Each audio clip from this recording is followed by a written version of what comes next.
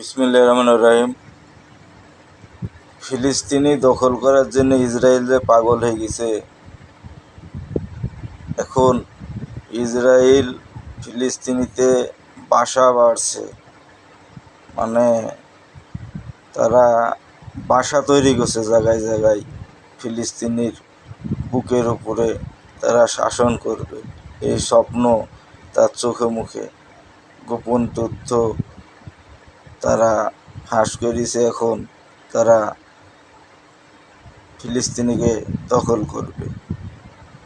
এতদিন তো যুদ্ধ ছিল, রেষারেষি ছিল, এখন ডাইরেক্ট তাদের পদক্ষেপ ফিলিস্তিনিকে নির্মূল কইরি, নিঃশেষ কইরি তারা দখল করতে চাচ্ছে।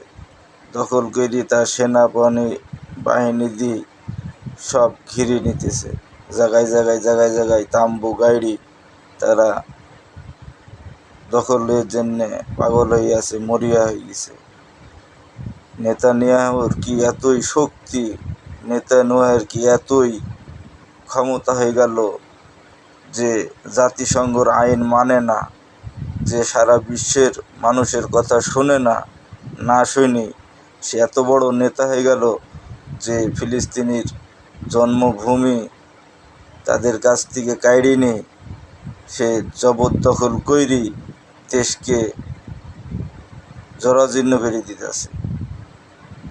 আল্লাহ তাআলা এসব কাফেরদের হেদায়েত নসিব করুন। বাংলাদেশের মানুষকে যেমন করে শেখ হাসিনা সুইচিত হয়ে গেছে, নিঃশেষ করতে হয়ে গেছে, ইসরায়েল ফিলিস্তিনিকে সেইভাবেই চুষতে যাচ্ছে। আল্লাহ তাআলা এদের হেদায়েত নসিব করুন।